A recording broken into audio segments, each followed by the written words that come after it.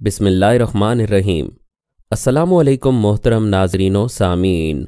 आप सुन रहे हैं यलगार, जिसके मुसन्निफ़ हैं मोहतरम तारिक इस्माइल सागर साहब और मैं हूं डॉक्टर मोहम्मद उनीब सलीमी। तो आइए बढ़ते हैं कहानी की जानिब। कर्नल माइक और उसके साथी पैराट्रूपर्स थे और उन्हें कुर्द इलाके के शुमाल में उतारा गया था, जहां अराबील में CIA का खुफिया स्टेशन काफ़ी अरसे से काम कर रहा था। शुमाली कुर्दिस्तान से कर्नल माइक और उसके 5 साथियों को CIA के लिए काम करने वाले कुर्दों ने स्मगल करके बगदाद के नवाही इलाके में पहुंचा दिया था, जहां उनके लिए पहले से सेफ हाउसेज मौजूद थे। ये सेफ हाउसेज उन इराकी गद्दारों के घर थे जो तवील अरसे से CIA के लिए खिदमात अंजाम दे रहे थे और अब अपनी खिदमात का इनाम वसूल करने का वक्त आ गया था। उन गद्दारों ने अमरीकी CIA के इन अहम एजेंट्स को अपने घरों में छुपाए रखा। ये लोग अरबी ज़ुबान बड़ी रवानी से बोलते थे और अरबों जैसा लिबास पहनने के बाद उन पर किसी शक की गुंजाइश भी नहीं रहती थी। इन गद्दारों की मदद से कर्नल माइक और उसके साथियों ने अपने पास मौजूद खुसूसी और इंतहाई हसास आलात के जरिए हमले के आगाज़ में अमरीकी एयरफोर्स के हमलावर तैयारों की रहनुमाई के फ़राइज़ अंजाम दिए और उनसे बगदाद के हर काबिल ज़िक्र मकाम पर बमबारी करवाकर मुमकिना मज़ाहमत के मामूली से चांसेस भी ख़त्म करवा दिए थे। अमरीकी आर्मी की तरफ से बगदाद पर मुकम्मल कंट्रोल हासिल करने के बाद कर्नल माइक ने भी कसरे जमहूरिया में अपना दफ्तर कायम कर लिया था और इस मिशन पर काम ज़ोर शोर से शुरू कर दिया था कि जिसके लिए उसे मोसाद ने तैयार किया था। कर्नल माइक ने बगदाद के गिरदोनवा में मौजूद शिया और मकामी सुन्नी आबादी से अपने मतलब के एजेंट अपने पहले से मौजूद एजेंटों की मदद से तलाश कर लिए थे। CIA के इस खुफिया मिशन के तहत ही लुटेरों को बगदाद लूटने की खुली इजाज़त दी गई थी, ताकि ज़्यादा से ज़्यादा बदअमनी पैदा करके मकामी आबादी में एहसास अदम तहफ़्फ़ुज़ इतना ज़्यादा नुमायाँ कर दिया जाए कि वो किसी मज़ाहमत के लिए ज़हनी तौर पर तैयार ही ना हो सकें। हमाद कर्नल माइक के कैबिन नुमा कमरे में दाखिल हुआ तो वहाँ सिविलियन और मकामी लिबास पहने एक शख्स उसका मुंतज़िर था। अहलन व सहलन व मरहबा, उसने हमाद की तरफ हाथ बढ़ाया। हमाद ने उससे गर्मजोशी से मुसाफहा करते हुए इस बात का तसव्वुर भी नहीं किया था कि ये कर्नल माइक होगा, क्योंकि उसने बिल्कुल इराकियों के लहजे में अरबी बोलते हुए उसे मुखातिब किया और अपना तारुफ कर्नल माइक के नाम से करवाया।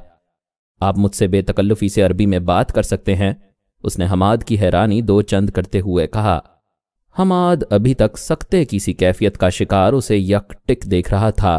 उसने ज़िंदगी में कभी इस बात का तसव्वुर भी नहीं किया था कि कोई अमरीकी इस लहजे में अरबी बोल सकता है। आप हैरान ना हो, मेरी माँ अरबी थी, ये एक तरह मेरी मादरी ज़ुबान है। कर्नल माइक ने उसे अपने सामने धरी कुर्सी की तरफ इशारा करके बैठने के लिए कहा। शुक्रिया, हमाद ने कुर्सी संभालते हुए सबल कर कहा। कर्नल माइक की इस बात ने उसे कुछ मुतमईन कर दिया था। मैंने तुम्हारे वालिद का केस देखा है, वो तो बास पार्टी के बड़े अहम लीडर थे, अवाम के करीबी दोस्त। माइक ने जानबूझकर बात अधूरी छोड़ी और उसके चेहरे पर नज़रें जमा दीं। लेकिन सारा बगदाद जानता है कि मेरे वालिद को सद्दाम हुसैन की गलत पॉलिसियों की मुखालफत की ही सज़ा दी गई है। उन्होंने हमेशा हक और सच का साथ दिया है।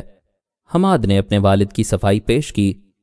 अजीज़ मन, तुम्हारा कहना बिल्कुल बजा, लेकिन तुम जानते हो हमारे लिए बास पार्टी का कोई भी अहम रुकन काबिल एतबार नहीं है। कर्नल माइक ने करीबन लापरवाही के अंदाज में कहा। आपके लिए किसी का नाकाबिल एतबार होना उसका जुर्म नहीं बनता, हमाद ने बेसाख्ता जवाब दिया। कर्नल माइक ने चौंक कर उसकी तरफ देखा। उसे हमाद की तरफ से ऐसे जवाब की शायद तवक्को नहीं थी। बहरहाल उसने सोचा उसे तो अपना काम करना है। देखो मेरे दोस्त, मैं सीधा सादा फौजी हूँ, सियासत के दाव पेच नहीं जानता। अरब माँ का बेटा होने के नाते मेरे दिल में तुम्हारे लिए हमदर्दी और एहतराम भी मौजूद है, लेकिन जो बुनियादी हकायक हैं उन्हें कोई भी नज़रअंदाज नहीं कर सकता। हम यहाँ कब्ज़ा करने नहीं आए, हम तो इराकियों के निजात दहिंदा बनकर आए हैं। तुम्हारे वालिद तो इस शहर के खुसूसी लोगों में शुमार होते हैं। तुम आम इराकी की हालत का अंदाज़ा कर सकते हो, वो सब सद्दाम से निजात चाहते थे। हमाद खामोश रहा। वो नहीं चाहता था कि बहस में उलझकर अपना केस कमज़ोर करे। उसे फिल वक्त अपने वालिद की खैरियत दरकार थी और उनसे मिलना ज़रूरी था। करीबन 1 साल से उसने वालिद को नहीं देखा था। मैं भी सियासत से दूर भागता हूँ, एक बेटा होने के नाते आप अंदाज़ा कर सकते हैं कि मैं अपने वालिद से मिलने के लिए कितना बेचैन हूँ। बिलाखिर उसने सोच समझ कर जवाब दिया। میرے خیال سے کافی ہو جائے۔ مائک نے اس پر نظریں جمائے رکھیں۔ شکریہ، میں پی چکا ہوں۔ اس نے انکار کرنا چاہا۔ ارے نہیں یار، میں صرف کافی نہیں پلاؤں گا۔ کرنل مائک نے اس کا جواب سنے بغیر اپنے میز کی دراز کھولی اور اس سے ایک بسکٹ کا ڈبہ اور چاکلیٹ نکال کر اس کے سامنے رکھ دی۔ یہ تو چلے گا نا؟ اس نے بڑی بے تکلفی سے حماد کی طرف دیکھ کر کہا۔ حماد اس سے اب متاثر دکھائی دینے لگا تھا۔ اس نے امریکیوں کا جو روپ قصر جمہوریہ کے باہر دیکھا تھا، یہ لوگ تو اس سے یکسر مختلف تھے۔ کرنل مائک نے ایک چاکلیٹ کا ریپر اتار کر اسے خود پیش کر دی، دوسرا خود کھانے لگا۔ دیکھو حماد، تم پڑھے لکھے نوجوان ہو، انجینئر ہو، ہم چاہتے ہیں کہ اب اس ملک کا مستقبل تم جیسے لوگ سنبھالیں۔ بدقسمتی سے یہاں معاملات کچھ بگڑ چکے ہیں۔ ایران کی شے پر عراق کی شیعہ آبادی میں اشتعال پھیل رہا ہے۔ وہ لوگ یہاں اپنی حکومت چاہتے ہیں اور تم ان کی تاریخ تو جانتے ہی ہوگے۔ ایران میں سنی مسلمانوں کے حالات تمہارے سامنے ہیں۔ اس نے حماد کو تفصیلات بتانی شروع کیں۔ کرنل مائک کتنا سچ بول رہا تھا اور کتنا جھوٹ، اس بات کا حماد کو بخوبی اندازہ تھا، اور وہ اچھی طرح یہ بات بھی سمجھ گیا تھا کہ کرنل مائک کا مشن کیا ہے، اور وہ اسے اپنے ڈھب پر لا کر دراصل اپنا الو سیدھا کرنا چاہتا ہے۔ لیکن اس نے کسی بحث میں الجھنے کے بجائے اس کی ہاں میں ہاں ملانا زیادہ مناسب جانا۔ اس طرح کم از کم وہ اپنے والد سے تو مل سکتا تھا۔ اس کی توقعات کے مطابق یہی نتیجہ برآمد ہوا۔ کرنل مائک نے یہی جانا کہ اس کا تیر نشانے پر لگا ہے اور حماد اس کے جال میں پھنس چکا ہے۔ میں تمہارے والد سے تمہاری ملاقات کا انتظام کر دیتا ہوں۔ اگر تم جیسے نوجوان ہمارے ساتھ تعاون کریں تو یہ ہم دونوں کے لیے بہتر ہوگا۔ عراق کے لیے بھی اس کے بہت اچھے نتائج برآمد ہوں گے۔ کرنل مائک نے اسے براہ راست پیشکش کر دی تھی۔ آپ بالکل بجا فرماتے ہیں کرنل صاحب، حماد نے اس کی توقع کے مطابق جواب دیا تھا۔ کرنل نہیں، مجھے صرف مائک کہلانا پسند ہے۔ پلیز خیال رکھنا، میں تو رات کے بعد یونیفارم بھی نہیں پہنتا۔ اس نے مسکراتے ہوئے کہا۔ Okay mic, as you wish, Hammad نے امریکی لہجے میں انگریزی بولنے کی اداکاری کرتے ہوئے کہا۔ کل صبح 10 بجے میرے پاس آ جاؤ، تمہیں تمہارے والد صاحب سے ملوا دیں گے، باقی معاملات بھی انشاءاللہ ٹھیک ہو جائیں گے۔ مائک نے عربی میں کہا۔ شکریہ، لیکن یہاں اندر آنا بھی ایک۔ حماد نے کچھ کہنا چاہا لیکن مائک نے اس کی بات کاٹ دی۔ اب وہ پرابلم نہیں رہے گی۔ اس نے اپنی میز کے دراز سے ایک سلپ نکال کر اس پر کچھ لکھا اور اسے تھما دیا۔ حماد نے سلپ پر نظر دوڑائی۔ یہ امریکہ کے 345ویں سول افیئرز بریگیڈ کا خصوصی اجازت نامہ تھا جو کرنل مائک نے اپنے دستخطوں سے جاری کیا تھا۔ اب اسے کوئی اندر آنے سے نہیں روک سکتا تھا۔ شکریہ مائک۔ حماد نے کھڑے ہو کر مصافحے کے لیے ہاتھ بڑھایا۔ مائک اپنی کرسی سے اٹھ کر اس کے پاس آیا اور اسی گرم جوشی سے معانقہ کرنے کے بعد 2 چاکلیٹس زبردستی اس کی شرٹ کی جیب میں ڈال کر اسے دروازے تک رخصت کرنے آیا تھا۔ سارجنٹ کیلی نے بطور خاص رخصت ہوتے وقت اس کی طرف مسکراہٹ اچھالی تھی۔ HACC ہیڈ کوارٹر کے اس آفس کے سامنے سے دوبارہ ایک بس اسے مین گیٹ پر لے گئی۔ وہ گیٹ سے نکل کر اسی سمت جا رہا تھا جہاں ٹیکسی ڈرائیور اس کا منتظر تھا۔ ابھی گیٹ سے بمشکل آدھا فرلانگ دور ہی گیا تھا جب کسی نے اس کا نام لے کر مخاطب کیا۔ حماد نے گردن گھمائی تو اپنے سامنے ایک درمیانی عمر کے عراقی کو موجود پایا جو اس کے لیے اجنبی تھا۔ میں نے پہچانا نہیں آپ کو؟ حماد نے اس کے سلام کا جواب دیا اور بولا۔ اس شخص نے جواب دیا، لیکن میں تمہیں جانتا ہوں، فی الوقت زیادہ تجسس مناسب نہیں۔ یہی سمجھو کہ مجھے تمہارے ساتھی شرجیل نے تمہاری طرف پیغام دے کر بھیجا ہے۔ وہ خیریت سے ہے اور محفوظ ہاتھوں میں ہے، الحمدللہ۔ نووارد نے جواب دیا۔ الحمدللہ، آپ کون ہیں؟ حماد نے پوچھا۔ میرا نام ابو حسام ہے۔ میں عصر کے بعد تم لوگوں سے گھر پر ملاقات کروں گا۔ یہاں زیادہ بات کرنا مناسب نہیں۔ خیال رکھنا، ان لوگوں کا انٹیلیجنس نیٹ ورک بہت مضبوط ہے۔ اچھا، خدا حافظ۔ ابو حسام نے حیران پریشان حماد سے مصافحہ کیا اور جس طرح اچانک آیا تھا اسی طرح واپس لوٹ گیا۔ شرجیل کے متعلق وہ کوئی غلط رائے قائم نہیں کر سکتا تھا، ورنہ وہ ابو حسام سے شاید ملنا ہی پسند نہ کرتا، کیونکہ یہاں صورتحال ایسی خطرناک تھی جس میں کسی پر بھی اعتبار کرنا کم از کم حماد کے لیے ممکن نہیں تھا۔ اسے سیاست سے کوئی دلچسپی نہیں تھی، لیکن ایک سیاست دان گھرانے میں جنم لینے اور خصوصاً سرکاری ایوانوں میں پنپنے والی سازشوں سے باخبر ہونے کے ناطے وہ بہت کچھ جان چکا تھا۔ یہ بھی تو ممکن تھا کہ امریکی انٹیلیجنس نے ہی اس کے خیالات جاننے کے لیے کوئی مقامی ایجنٹ اس کے پیچھے لگا دیا ہو۔ کرنل مائک سے ملنے کے بعد اسے اس بات کا تو اندازہ ہو گیا تھا کہ اس کے لیے خیر سگالی کے جذبات کا کوئی پس منظر ضرور ہے۔ اور آخر میں تو مائک نے اسے کھل کر اپنے لیے کام کرنے کی پیشکش کر دی تھی۔ اب تک وہ کرنل مائک سے متعلق حتمی رائے قائم نہیں کر سکا تھا کہ یہ شخص آخر ہے کون، صرف امریکی آرمی کا کوئی افسر یا پھر CIA کا کوئی عہدیدار۔ CIA والے بھی یہاں انڈر کور ہی کام کر رہے تھے۔ یہ تو ممکن نہیں تھا کہ وہ کھلے بندوں اپنی شناخت کرواتے پھریں، کیونکہ CIA بہرحال ایک خفیہ ادارہ تھا۔ ٹیکسی میں بیٹھ کر اس نے بغداد کا ایک اور چکر لگایا، اور یہ دیکھ کر اس کا دل خون کے آنسو رونے لگا کہ بغداد میں کوئی ایک سرکاری یا غیر سرکاری عمارت بھی امریکی گولہ باری سے محفوظ نہیں رہی تھی۔ مقامی آبادی کے گھروں میں سے بھی انہیں جس گھر پر معمولی سا شک گزرا، اسے امریکیوں نے گولہ باری کا نشانہ بنا دیا۔ اس نے اپنے 2 دوستوں کے گھروں پر دستک دی تھی، لیکن دونوں ہی اسے نہیں ملے۔ حالات اتنے پیچیدہ تھے کہ لوگ ایک دوسرے پر اعتماد کرنے کے لیے بھی تیار نہیں تھے۔ ان دونوں دوستوں کے گھر والوں کو علم تھا کہ حماد کون ہے، لیکن انہوں نے حماد کو اس کے دوستوں کے کسی ٹھکانے یا پروگرام سے آگاہی نہیں دی تھی۔ 3 دن سے غائب ہیں، ہمیں کچھ معلوم نہیں۔ 5 روز پہلے ناصریا جانے کا کہہ گیا تھا، لیکن وہاں بھی نہیں پہنچا۔ دونوں طرف سے ملے جلے جواب ملے تھے۔ عصر کے فوراً بعد وہ گھر پہنچ گیا۔ ابو شعبان شدت سے اس کا منتظر تھا۔ ابو شعبان کی زبانی اسے علم ہوا کہ آج اس کے جانے کے بعد موصل سے کوئی خیریت دریافت کرنے آیا تھا، جس کے ذریعے اس نے حماد کے بغداد پہنچنے کی اطلاع دے دی ہے۔ جیسے ہی اطلاع وہاں پہنچی، تمہاری والدہ یا ماموں ضرور یہاں آئیں گے، شعبان نے اسے اطلاع دی۔ حماد نے اسے بتایا کہ کل شام امریکیوں نے اس کے والد سے ملاقات کروانے کا وعدہ کیا ہے، جس کے بعد ہی وہ اپنا اگلا لاہ عمل تیار کرے گا۔ شعبان نے اس کے لیے کھانا تیار کر کے رکھا ہوا تھا، لیکن حماد کا دل کچھ کھانے کو نہیں چاہ رہا تھا۔ شعبان کے بضد ہونے پر اس نے چند لک میں زہر مار کیے اور اپنے ٹرانسسٹر ریڈیو پر خبریں سننے کی کوششیں کرنے لگا۔ یہاں فی الوقت کوئی مقامی اخبار شائع نہیں ہو رہا تھا۔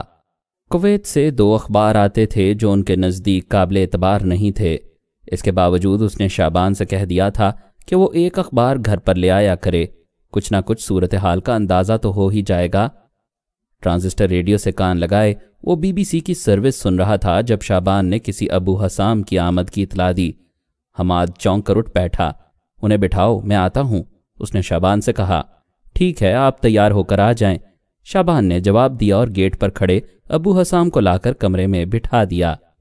اگلے چند منٹ بعد وہ حماد کے ساتھ گرم جوشی سے معانقہ کرنے کے بعد مصروف گفتگو تھا۔ اس کے اندیے کو بھانپتے ہوئے حماد نے اپنے ملازم شعبان کو قہوہ بنانے کے لیے کہہ دیا تھا، جو اپنے مالک کا اشارہ سمجھ چکا تھا۔ بیٹا، شرجیل کی گرفتاری کا تو تمہیں علم تھا۔ خوش قسمتی سے ایک جگہ جب امریکی کانوائے پر مجاہدین نے حملہ کیا تو اسے بھاگنے کا موقع مل گیا۔ اب وہ محفوظ ہاتھوں میں پہنچ چکا ہے۔ اس نے تمہارے لیے یہ خط بھیجا ہے۔ ابو حسام نے اسے شرجیل سے متعلق تفصیلات بتانے کے بعد خط اس کے حوالے کر دیا۔ حماد فوراً سجدہ شکر بجا لایا کہ شرجیل محفوظ ہے۔ اسے اب تک یہی فکر دامنگیر تھی کہ کہیں خدا نخواستہ وہ امریکیوں کی قید میں نہ چلا جائے۔ شرجیل سے اس کی ملاقات عمان میں چند ماہ پہلے ہی ہوئی تھی، لیکن بغداد کے ایک ہی علاقے سے تعلق رکھنے کی وجہ سے دونوں جلدی ایک دوسرے کے نزدیک ہو گئے تھے۔ عراق پر امریکی حملے نے تو انہیں یکجاں دو قلب کر دیا تھا۔ حماد ابھی تک شرجیل کے گھر نہیں گیا تھا، صرف یہ سوچ کر کہ وہ اس کے گھر والوں کو کیا منہ دکھائے گا، جبکہ شرجیل کے متعلق اسے شعبان نے بتایا تھا کہ اس کے گھر میں سوائے ایک نوکر کے جو گھر کی نگہبانی کے لیے یہاں رہ گیا ہے کوئی بھی موجود نہیں ہے۔ المنصور کے بیشتر گھروں میں یہی صورتحال تھی۔ وہاں گھر کی نگرانی کے لیے ایک آدھ بندہ موجود تھا، باقی سب لوگ محفوظ مقامات کی طرف نکل گئے تھے، کیونکہ اب ان گھروں میں ان کے لیے کچھ باقی نہیں بچا تھا۔ ابو حسام اسے کافی دیر تک باتیں کرتا رہا۔ مغرب کی اذان ہو رہی تھی اور وہ واپس جانا چاہتا تھا، لیکن حماد کے بضد ہونے پر وہ وہیں رک گیا تھا، کیونکہ مغرب کے بعد بیشتر علاقوں میں کرفیو لگ جایا کرتا تھا اور لا اینڈ آرڈر کی صورتحال بھی انتہائی غیر تسلی بخش تھی۔ ابو حسام سے ملاقات کے تھوڑی دیر بعد ہی حماد کو اس بات کا اندازہ ہو گیا تھا کہ وہ اصل میں کون ہے اور یہاں کس مقصد کے لیے آیا ہے، لیکن وہ اپنے اطمینان کے لیے ابھی اس کے ساتھ کچھ وقت گزارنا چاہتا تھا۔ بغداد کے حالات اب ویسے نہیں رہے تھے کہ یہاں ہر کسی پر آنکھیں بند کر کے یقین کر لیا جائے۔ مسجد میں آج 10-12 نمازی اکٹھے ہو گئے تھے، جو حماد کے لیے بڑا نیک شگون تھا۔ اس کی شدید خواہش تھی کہ یہاں المنصور میں پہلے والی چہل پہل ہو جائے، خوف اور نحوست کے سائے یہاں سے اٹھ جائیں، لیکن ابھی تک بظاہر اس کے آثار دکھائی نہیں دے رہے تھے، کیونکہ شہر میں لوٹ مار کی وارداتوں کا سلسلہ جاری تھا۔ امریکی وائسرائے کی طرف سے عراقی پولیس والوں کو ڈیوٹی پر بحال کرنے کے باوجود صورتحال جوں کی توں تھی۔ امام مسجد سے اس نے ابو حسام کا تعارف اپنے عزیز کی حیثیت سے کروایا تھا۔ وہ بغداد میں آنے کے بعد سے لاشعوری طور پر بہت چوکس ہو چکا تھا۔ شعبان نے دونوں کے لیے آج کافی عرصے بعد کباب تیار کیے تھے جو حماد کو ہمیشہ سے پسند تھے۔ کھانے سے فراغت پر اس نے شعبان کو آرام کی تلقین کر کے اپنے کمرے میں بھیج دیا۔ اب وہ حسام سے کھل کر بات کرنا چاہتا تھا۔ ابو حسام نے اسے اپنا مختصر تعارف کروانے کے بعد درخواست کی تھی کہ وہ بھی شرجیل والا راستہ اختیار کرے، کیونکہ امریکیوں کی غلامی سے بدتر زندگی کا اور کوئی تصور نہیں ہے۔ اس نے حماد کو عراق پر ٹوٹنے والی قیامت سے آگاہ کرنے کے بعد بتایا تھا کہ ان کے ملک کی دولت بلیک گولڈ یعنی تیل کو کس طرح امریکی اور یہودی لوٹ کر لے جا رہے ہیں۔ ابو حسام اگر نہ بھی بتاتا تو بھی حماد نے بغداد کے پیٹرول پمپوں پر گاڑیوں کی جو قطاریں بنی دیکھی تھیں، اس کے بعد سے صورتحال اس پر اچھی طرح واضح ہو چکی تھی۔ دیکھو میرے عزیز، میں تمہیں کوئی نئی دعوت نہیں دے رہا، صرف تمہارا بھولا ہوا سبق یاد دلا رہا ہوں۔ ہم عراقی مسلمانوں کے لیے جہاد کوئی نئی بات نہیں، ہم قابضوں اور غاصبوں کے خلاف لڑتے آ رہے ہیں اور لڑتے رہیں گے۔ یہ لڑائی ہم حکومت حاصل کرنے کے لیے نہیں بلکہ ایک ذلت آمیز غلامی سے نجات کے لیے لڑ رہے ہیں۔ اس نے حماد سے کہا، لیکن ہمارے پاس وسائل کہاں ہیں؟ آپ جانتے ہیں امریکی کس طرح کا خطرناک اسلحہ لے کر آئے ہیں، کتنی بڑی طاقت ہے امریکہ۔ حماد نے اپنا اندیہ ظاہر کیا۔ میں جانتا ہوں تمہارے لیے یہ جواب کافی نہیں کہ ہم جذبہ ایمانی سے کام لے کر اپنے حق میں نتائج حاصل کر سکتے ہیں، لیکن دور جدید میں اس کی مثال ہمارے سامنے ہے۔ کبھی روس بھی ایسا ہی طاقتور مست ہاتھی تھا، لیکن افغانوں نے اس کو نکیل ڈال دی۔ ابو حسام نے کہا، امریکہ کی مدد سے؟ آپ کیا سمجھتے ہیں کہ اگر امریکہ اس جہاد کی پشت پر نہ ہوتا تو کیا روس کے ٹکڑے ٹکڑے ہو جاتے؟ حماد نے سوالیہ نظروں سے اس کی طرف دیکھا۔ میں تمہاری بات کو رد نہیں کرتا، ایک نظریہ یہ ہو سکتا ہے، لیکن کیا صرف اتنا ہی کہہ دینا کافی ہے کہ امریکہ کی پشت پناہی سے سب کچھ ہوا؟ اگر امریکی اتنے ہی طاقتور تھے تو خود ہی روس سے نمٹ لیتے نا۔ بہرحال چھوڑو اس واقعے کو، آج کے حالات تمہارے سامنے ہیں۔ کیا آج افغانستان پر امریکہ کی حکومت ہے؟ کیا دنیا کا کوئی عقل مند شخص یہ بات ماننے لگا ہے کہ افغانستان پر امریکہ کی کٹ پتلی حکومت برسر اقتدار ہے؟ نہیں میرے عزیز، نہیں۔ کابل شہر سے باہر ان کی حکومت کی حدود ختم ہو جاتی ہے۔ تم جانتے ہو وہاں امریکی کتنی تعداد میں مر رہے ہیں؟ کس کو علم ہے اس بات کا کہ اب تک کتنی بار امریکی ملا عمر کو خفیہ مذاکرات کی پیشکش کر چکے ہیں؟ کیوں آخر؟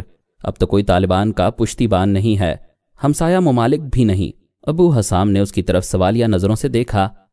آپ مجھ سے کیا چاہتے ہیں؟ حماد نے براہ راست سوال کر دیا۔ میں نہیں، عراق، یہاں کا ہر بچہ، ہر بڑا، ہر عورت، ہر مرد امریکہ کی جبری غلامی کا طوق گلے سے اتارنا چاہتا ہے۔ ہم نے ان لوگوں کو یہاں نہیں بلایا۔ صدام اگر غلط تھا تو ہم اس سے خود نمٹ سکتے تھے۔ ابو حسام نے جواب دیا۔ کیا آپ پہلے، میرا مطلب ہے، حماد نے ادھوری بات کہہ کر اس کی طرف دیکھا۔ ابو حسام چند ثانیے خاموش رہ کر اس کی آنکھوں میں جھانکتا رہا، پھر اس نے حماد کو بتا دیا کہ وہ کس نوعیت کی کارروائی کر رہے ہیں اور کہاں تک جا سکتے ہیں۔ اس نے اپنا تعلق الجہاد گروپ سے بتایا۔ میرا خیال ہے میں اس طرح آپ کے زیادہ کام آ سکتا ہوں۔ حماد نے یہ کہہ کر اسے آج کرنل مائک سے ہونے والی ملاقات کی تفصیلات بتائیں۔ ابو حسام کی آنکھوں میں چمک پیدا ہوئی، وہ حماد کا مطلب سمجھ چکا تھا۔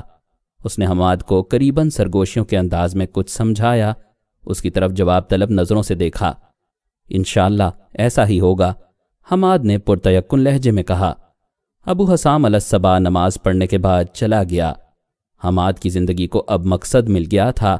آج اسے کرنل مائک سے ملنا تھا، جس نے اس کے والد کی ملاقات بھی کروانی تھی۔ بغداد کے اس قدیم ترین علاقے میں زیادہ تر آبادی ان لوگوں پر مشتمل تھی جنہیں مروجہ زبان میں ملازمت پیشہ کہا جا سکتا ہے۔ یہاں پولیس، آرمی اور دیگر سرکاری محکموں کے ریٹائرڈ اور حاضر ڈیوٹی لوگ رہا کرتے تھے۔ ابو سرمد بھی ان میں سے ایک تھا۔ ابو سرمد عراقی CID کا سابقہ ڈپٹی ڈائریکٹر تھا، لیکن اس کی ریٹائرمنٹ اس کی عمر کی وجہ سے نہیں بلکہ سرکاری طور پر اس کی خراب کارکردگی کی وجہ سے ہوئی تھی۔ عراق میں کسی بھی سرکاری ملازم کی کارکردگی اس کا کام نہیں بلکہ صدر صدام حسین سے اس کی وفاداری سمجھا جاتا تھا۔ ابو سرمد جس علاقے میں رہا وہاں جرائم پیشہ لوگ اس سے خوف زدہ رہتے تھے، لیکن بہت کم لوگوں کو اس بات کا علم تھا کہ وہ اپنے محکمے سے زیادہ ان جرائم پیشہ لوگوں پر اعتماد کرتا تھا۔ ایک عرصہ تک تو یہی سمجھا جا رہا تھا کہ بعض جرائم پیشہ اس کے لیے کام کرتے ہیں اور اس دنیا میں رہ کر دراصل ابو سرمد کے لیے مخبری کے فرائض انجام دیتے ہیں، لیکن عراقی انٹیلیجنس نے جلد ہی اس بات کا پتہ لگا لیا کہ ابو سرمد کو ان کی طرف سے باقاعدہ بھتہ موصول ہوتا تھا اور اس نے عراق ہی نہیں ہمسایہ ممالک اردن اور شام میں بھی اپنی خاصی جائیداد بنا رکھی تھی۔ ابو سرمد بلا کا ذہین اور عیار شخص تھا۔ ایک ہی وقت میں وہ CID کا ڈپٹی ڈائریکٹر، جرائم پیشہ لوگوں کا پروردہ اور قصے حسین کا کار خاص بھی تھا۔ بڑی چلاکی سے وہ اپنی تینوں حیثیتیں برقرار رکھے ہوئے تھا۔ اب تک اس کے سرکاری احتساب سے بچے رہنے کی اہم وجہ اس کی صدام حسین کے صاحبزادے قصے حسین کے لیے خصوصی خدمات تھیں۔ صدام حسین کے اقتدار کے آخری ایام میں اس کے خلاف انکوائری رپورٹ آنے پر اسے نوکری سے برخاست کر دیا گیا تھا۔ عین ممکن تھا اسے جیل کی ہوا کھانی پڑتی، لیکن قصے حسین کے لیے اس کی خدمات نے اسے بچا لیا۔ اب وہ سرکاری طور پر تو برخاست تھا لیکن قصے حسین کے لیے کام کر رہا تھا۔ بغداد میں ایسے لوگ سینکڑوں کی تعداد میں موجود تھے جو صدر صدام کے صاحبزادوں کے ایجنٹوں کی حیثیت سے سہولیات کے مزے لوٹ رہے تھے۔ ابو سرمد بھی ان میں سے ایک تھا۔ عراقی انٹیلیجنس نے اس کے متعلق جو تحقیقات کی تھی اس سے وہ بڑا مکار مجرم ثابت ہوا تھا، لیکن حقیقت یہ تھی کہ ابھی تک عراقی انٹیلیجنس کو اس کی اصلیت کا علم نہیں ہوا تھا۔ ابو سرمد بیک وقت بغداد میں CID کا ڈپٹی ڈائریکٹر اور امریکی CIA کا انتہائی قابل اعتماد ایجنٹ بھی تھا۔ امریکیوں سے اس کی دوستی 5 سال پرانی بات تھی۔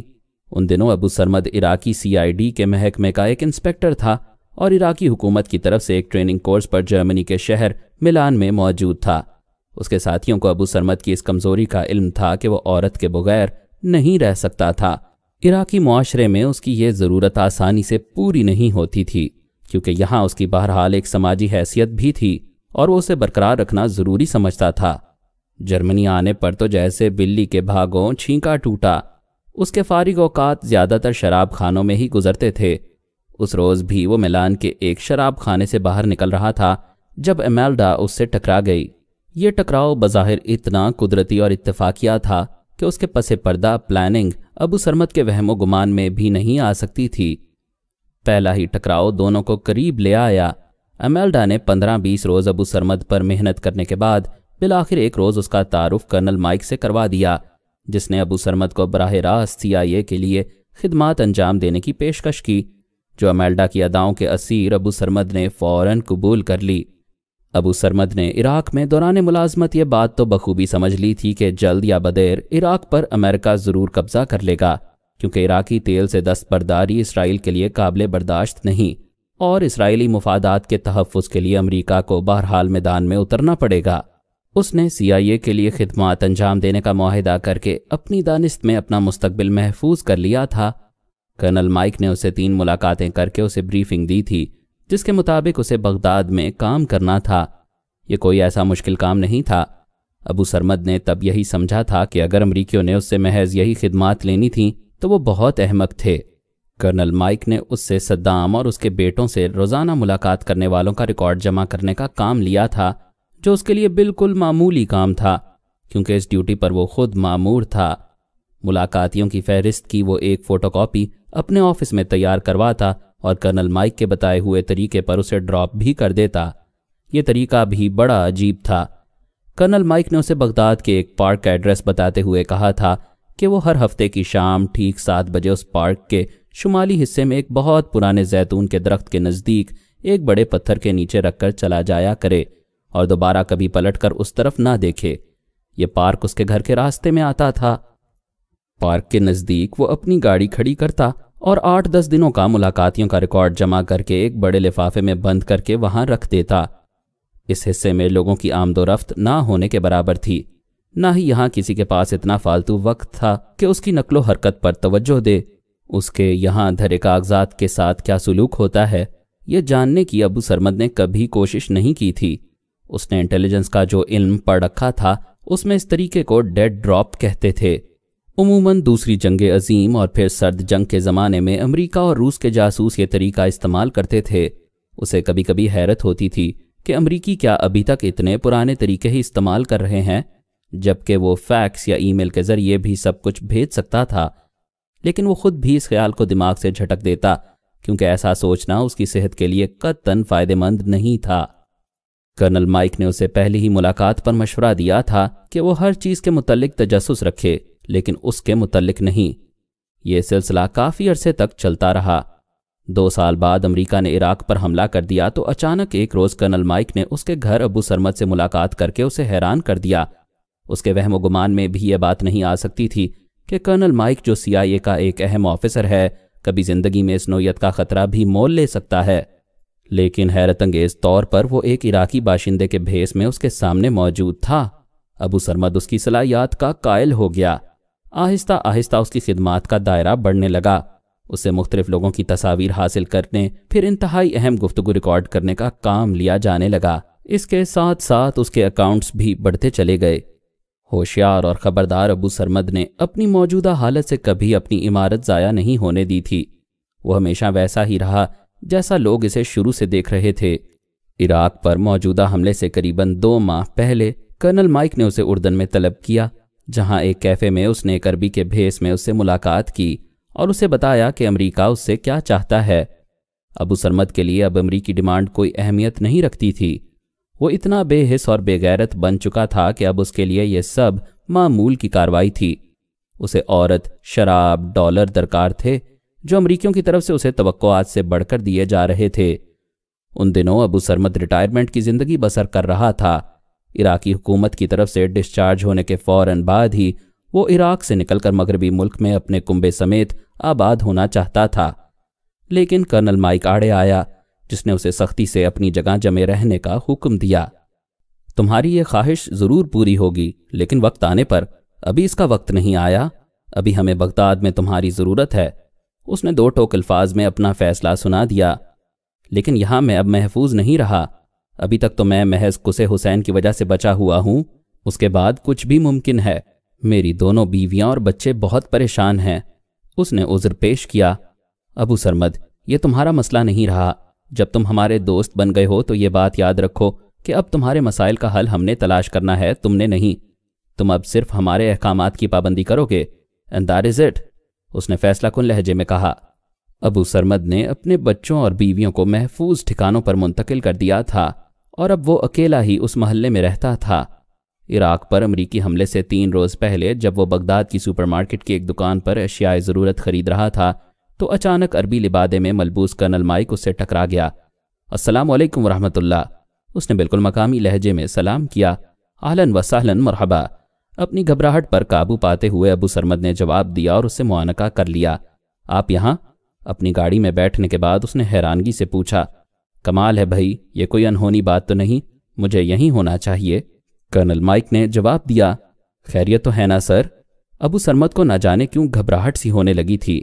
घर चलो, तफसील से बात करते हैं, कर्नल माइक ने लापरवाही से कंधे उचकाते हुए कहा। दोनों घर पहुंच गए, जहां कर्नल माइक ने उसे इतला दी कि अगले 48 घंटों में अमेरिका किसी वक्त भी इराक पर हमला करने वाला है। उसने हमले के दौरान और अमरीकी फ़ौजों के बगदाद में दाखिल होने से पहले के 2 मंसूबे अबू सरमद के सामने रखे। अबू सरमद के शैतानी जहन के लिए पहले से दूसरा मंसूबा ज़्यादा अहमियत का हामिल था, क्योंकि वो उसके लिए हर तरह नफ़ा बख्श था। कर्नल माइक ने वादा किया था कि उसका काम मुकम्मल होते ही उसे भी अपनी बीवियों के पास जाने की इजाज़त दे दी जाएगी। कर्नल माइक ने उसे कहा था कि वो कल शाम तक अपनी बीवियों और बच्चों को बगदाद या शाम पहुंचा दे, जहां उनके लिए रिहाइश की जगह भी हासिल कर ली गई है। अबू सरमद अब खासा मुतमईन था। उसने फ़ौरन तैयारियां शुरू कर दीं और अगले मंसूबे के लिए सरगर्म अमल हो गया। कर्नल माइक के पास सैटेलाइट फ़ोन मौजूद था, जिसके ज़रिए उसने राबिता किया और शाम तक अबू सरमद के घर पर 3 और अमरीकी पहुंच चुके थे। अबू सरमद को यह बता दिया गया था कि उसने उन अमरीकियों को कहां पहुंचाना है और उसने अगले 3 घंटों में उन तीनों को उनके पास मौजूद खुफिया और ख़तरनाक आलात समेत उन 3 इंतहाई अहम और हसास मकामात के नज़दीक पहुंचा दिया था, जहां पहुंचाने का हुक्म उसे कर्नल माइक की तरफ से मिला था। दूसरे रोज़ दिन का आगाज़ होते ही इलाके के जुराइम पेशा लोग एक एक करके अबू सरमद के घर जमा होने लगे। उसके घर पर उन जुराइम पेशा और पुलिस के रिकॉर्ड होल्डर लोगों की आमद उसके महल्लेदारों के लिए कोई अचंभे की बात नहीं थी, क्योंकि उन लोगों का ख़ास तौर पर अबू सरमद की नौकरी से बर्खास्तगी के बाद घर पर आना जाना लगा ही रहता था। बगदाद पर अमरीकी हमले से काफ़ी दिन पहले ही से खौफ के साए मंडलाने लगे थे। लोग जानते थे कि अमरीका आजकल में हमला करने वाला है और उसका हदफ बगदाद शहर होगा। माजी करीब में वो इसका तजर्बा कर चुके थे। अपने पुराने तजर्बे की रोशनी में बगदाद के रहायशियों ने अपनी बीवी बच्चों को फ़ौरन महफूज मकामात पर पहुंचाना ज़्यादा ज़रूरी समझा था। जो लोग बगदाद में रह गए थे उन्होंने अपने घरों में अशियाए खुर्दोनोश ज़ख़ीरा करनी शुरू कर दी थी, क्योंकि माजी में उन्हें इसका तल्ख तजर्बा हो चुका था। इन हालात में किसी को इस बात की फ़िक्र नहीं थी कि अबू सरमद के घर में कौन आ और जा रहा है। उन्हें इससे ज़्यादा फ़िक्र अपनी सालमियत की थी। मज़ीद अक़सात सुनने के लिए हमारे चैनल को सब्सक्राइब करें और बेल आइकन को क्लिक करें ताकि आपको हमारी नई वीडियोस के मुतल्लिक नोटिफिकेशंस मिलती रहें। हमारी वीडियोस को लाइक और शेयर करें और कमेंट सेक्शन में हमें अपनी राय से आगाह करते रहें।